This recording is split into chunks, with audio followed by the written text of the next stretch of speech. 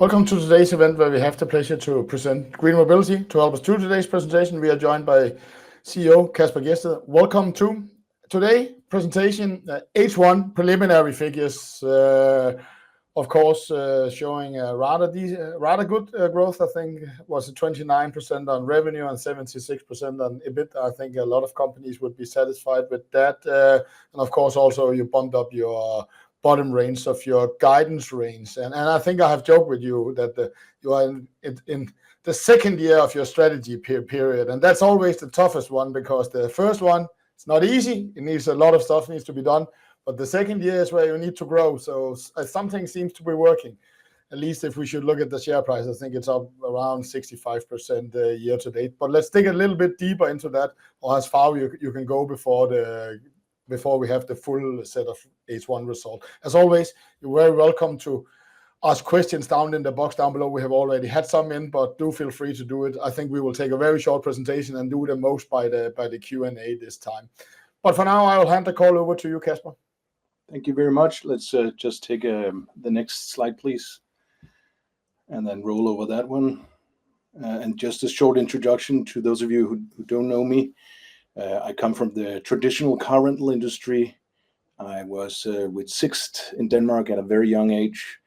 We made that the most profitable company and highest growing company during the financial crisis.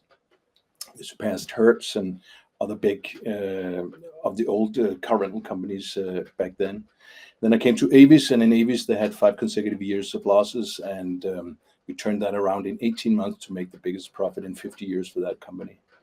So that's the legacy I have. Now I'm with GreenMobility, and if we go to the next slide, for those of you who don't know GreenMobility, we are what I call the modern day car rental company. It's a car sharing company. We have around 1,400 vehicles in our fleet. We have more than 100,000 trips per month. And we are in Copenhagen and Aarhus. We've been through a major transition as a company, going from an internationalization strategy with a very rapid growth, but also with a very high cost, to now focusing on the Danish market. And the results that we are seeing today, I think they speak for themselves in terms of the success of this whole turnaround. So next slide, please. Just a little bit on our fleet. The core fleet is a Group B segment. That's city cars. It's our very popular Renault Zoes. It's all electric. All the cars and the vans in our fleet are electric, and have been from the birth of the company. Hence the name GreenMobility. So that's the core fleet, is the smaller cars. Then we have some premium cars, Polestars, especially good for the longer trips, and we also have quite a few vans, electric vans, that are also very popular. And we just a month or so ago we added 7-seaters, the ID buses, to the fleet, also very popular. Okay, let's have the next slides, which is about the revenue. So as some of you know, we had a good growth in revenue in the first half of 25 compared to the first half of 24. We saw a 29% growth, and that got us a revenue of around 74 million. So that's a really good growth considering where we come from. Next slide, please, is about the EBITDA. We saw an improvement of 76%. Compared to the first half of 2024. So the underlying operations, I think, is really on a good track, and I think these numbers shows that. Next slide, please. This is about our guidance. Based on these numbers and what we see go in the future, we have increased the lower end of our guidance and narrowed that. So our updated expectations for 24 is to have a revenue growth of between 10 and 13%, and an EBITDA growth of between 25 to 40%. So yeah, that was the short introduction, Michael. Yeah, but let's jump into some questions. Actually, let's jump into when we anyway on the guidance. There is guidance indicates a flat development in the second half of 25. Why don't you see momentum continuing? Well, there are multiple reasons for that. I mean, it's not because I forecast major changes to the business as such. In the short term, there might be some risks ahead of us. We see, Bolt has entered the market. Uber entered the market, the Danish market, early on in this year. I don't know if they're going to make a price war that can impact us. If it impacts us, it's not going to be substantial. We will feel probably a bump in the short term, but in the long term, based on the fundamentals of our business, we're able to beat them, from the fact that their costs are substantially higher than ours. They have a chauffeur that they have to pay no matter if he drives or not, and no matter if he waits or not. They have to pay the chauffeur. In our business model, our customers are the chauffeurs. So the fundamentals, we have a much stronger proposition than they have. So I'm not so afraid of it, but I don't know what, in the short term, with a new entrant, a new strong entrant into the market, what that can have of a consequence. And the second part of that, answer to that question, Michael, is, we are also trying to build some trust in the market here. It's no secret for those of you who have been following us for over the years here, that, prior to me taking over here, we had a lot of disappointments before, and I just don't want to overpromise anything. So I have a more cautious approach, and I really want to wait for more data over the important summer season here before we do anything else. So with the current data that we have, this is the guidance that we see.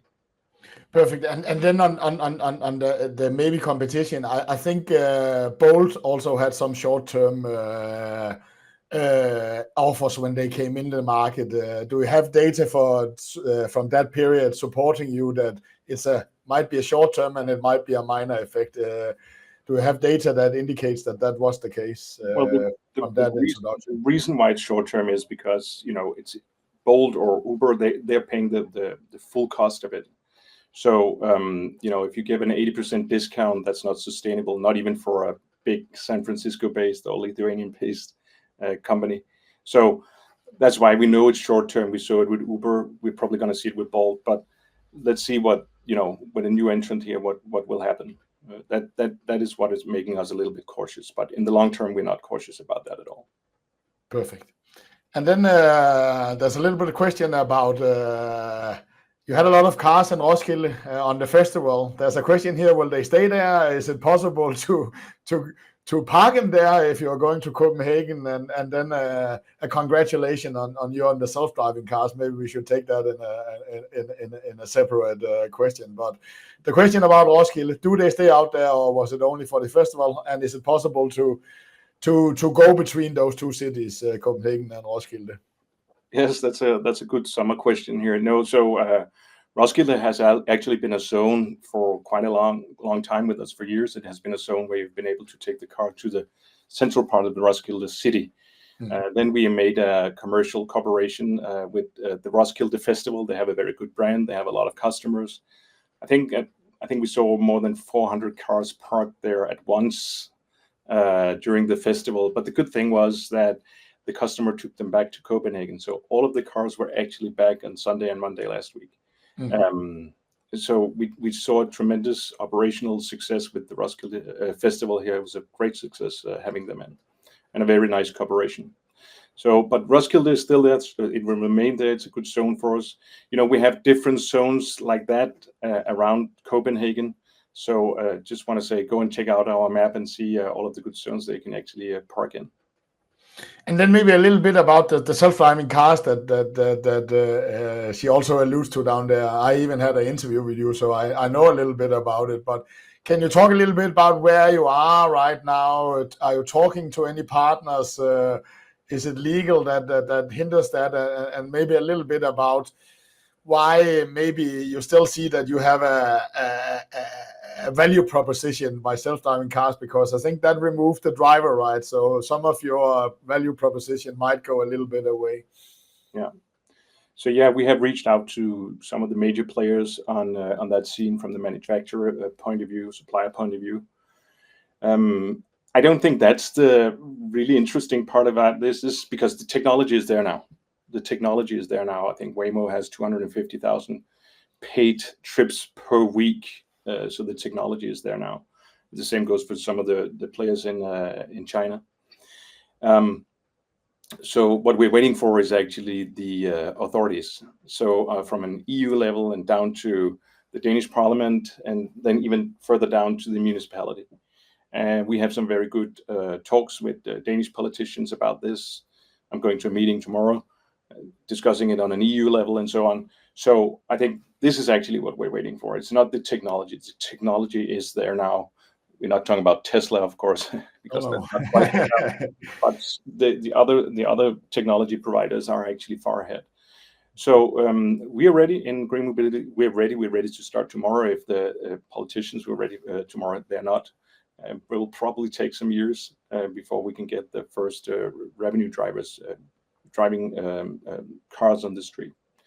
But I think we have a very strong advantage over others because, well, first, we're local. We have a lot of data. We're sitting on a gold mine of data. We know where the cars need to be placed, located, the pricing of it. And we know the whole operation about this. So no matter if we're doing this alone or if we're doing it with a partner, there is no better partner in the Kingdom of Denmark or even in the Nordics to do a setup that we can do and change it, within 24 hours or almost. So I'm looking very, very much forward to us being able to put the first cars on the street with the self-driving technology. And the other advantage why I'm ready for it, there's a safety issue. They are 6 times safer than ordinary cars to drive in. We will see significantly lower costs on running a fleet because we'll see fewer damages, right? And they will be able to run much more than the current cars. The positioning of the cars will be much better. So all in all, we're looking into a substantially better company when we are getting access to this new technology. And I think I can't remember what I asked you that when we were sitting on the backseat of a car doing an interview. Do you need to exchange all your fleet, or is there also bolt-on technologies? I mean, if it's coming in a couple of years, you also need to worry about the depreciation on your current fleet, or how do you think about that? Where is the technology? Is it bolt-on, or do you need a totally new fleet? Well, there are 2 ways of doing it. So you have 2 different directions. You have the ones where you have the total integration from the car manufacturers, where they've built all the lidars and the software and all that into it. But you also have the bolt-on, as you mentioned here, Michael. It's where you actually purchase the whole solution and put it onto your existing fleet. So obviously, it's something that we're looking at when we are buying new cars, that they have to be prepared for that. But we're not dependent on any supplier in terms of having one particular type of car. We can, put it on existing cars, put on the technology and the radars on existing cars, get the software for some existing suppliers and so on. And that's why I'm so happy about the setup that we have here. Basically, we own all of the customers that's gonna use that. It's just plugging it in, the hardware and the software, and then we have a good to go company already for that. Okay, let's jump back to the, what is it called? Not the future, back into to the present.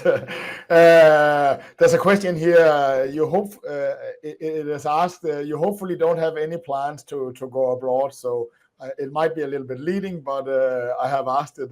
So any comments on your plans about going abroad, or is it fully focusing on Denmark right now? Well, it's fully focused on Denmark. We have plenty to do. We have plenty of other things, activities that we can improve our business with and expand our business with here in Denmark. So for now, we don't have any internationalization plans.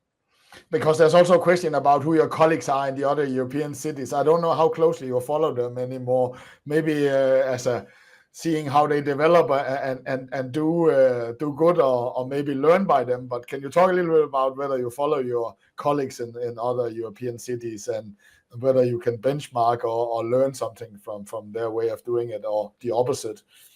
Well, I'm going to meet them actually tomorrow in Berlin, my colleagues from the major car sharing companies in Europe. And they actually asked me to hold a speech about how we did this transition in Denmark and how we reached a profitable company. So I think it goes both ways, right? I think we can learn a lot from each other. And it's also to talk about, on a European level, what we can do together there. So that's the purpose of that meeting. And then a little bit also to the present, that I think in the last presentation you talked a lot about those sensors, cameras and sensors on the accidents and how that could save your cost. Have you seen anything in your numbers already? Yes, we have. I think we have seen some very good results from that. So I'm actually satisfied with how the performance of that. For me, the revenue that comes in, I think I've coined it toxic revenue, right? It's toxic revenue. It's wrong to say that I don't want that revenue, because I want all revenue, right? But in fact, for me, it's all about, changing the customer behavior and improving the customer experience.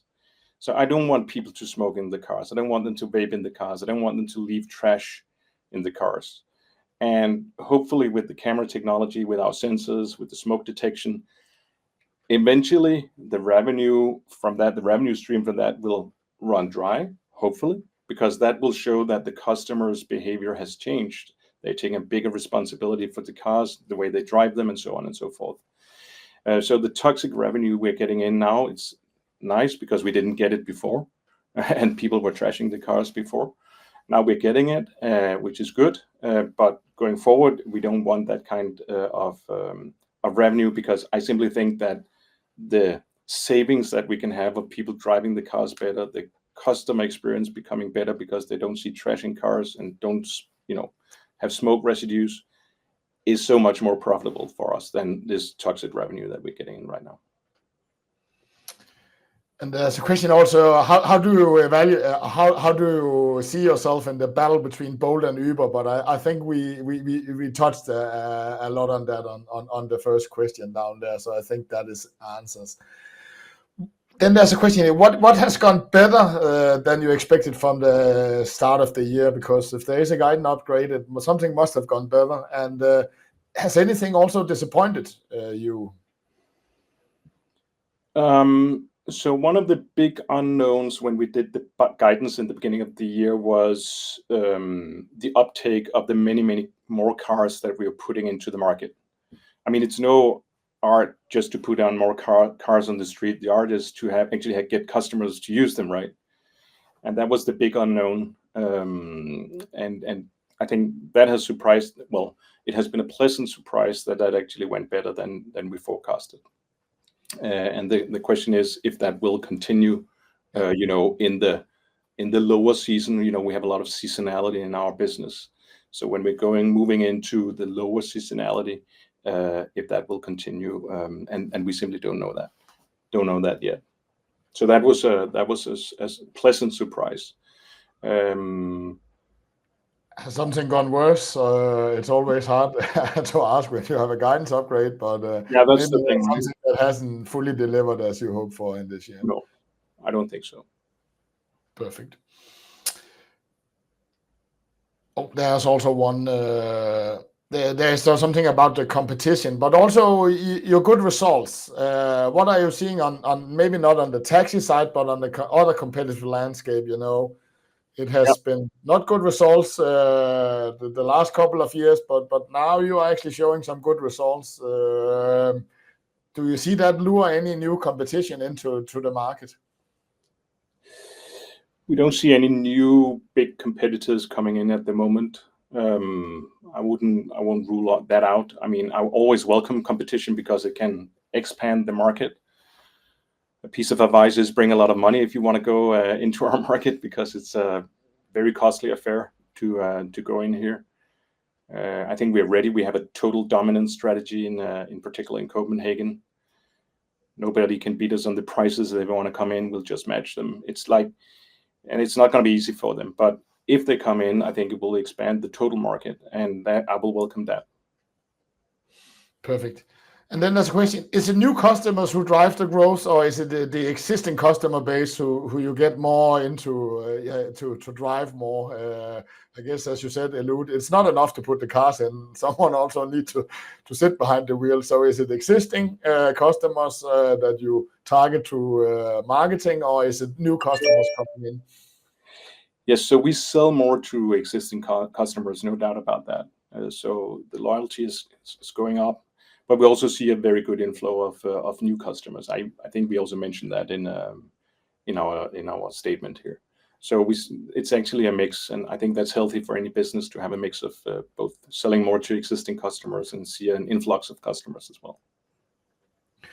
Perfect. And then the final question is always: do you see more? Can you use your capacity on your fleet? Do you need to bring in more cars if this growth continues, or is there still capacity to utilize the current fleet? I think that revenue, of course, on the latter part is much more valuable. So a little bit on the fleet development of your expectation, or do you still see enough capacity on your current fleet as it is right now?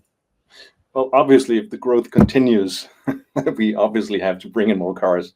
But with the current growth and in the foreseeable future, I think there's a lot of still plenty of room for a better utilization of the cars.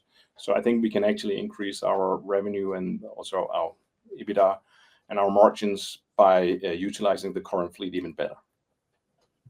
Perfect. That was my last question. Thank you, Kasper, for taking us through as fast your results. But of course, I think it's middle of August. We will see the full year results, and we will dig a little bit deeper into the first half year's results and so on. But thank you, Kasper, for taking us through and answering the questions, and thank you for the audience listening in.